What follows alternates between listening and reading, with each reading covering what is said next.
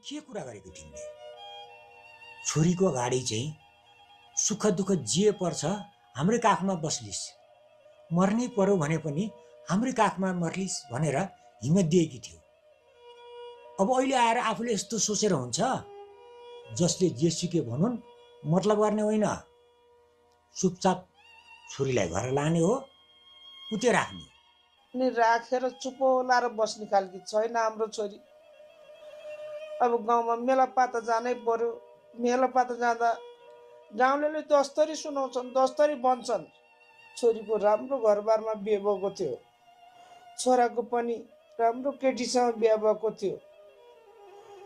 गाउँलेहरूको मुखमा बुझो लागेको थियो। अहिले छोरीको घरबार बिग्रेको थाहा पाएपछि गाउँमा बुई बुई त हल्ला हुन्छ। अनि जो भेट्यो त्यसैले सोध्न थाल्छन् छोरीको किन घरबार बिग्रियो भनेर। अनि कतिजनालाई जवाफ दिँदै हिँड्ने? त्यही त आमा।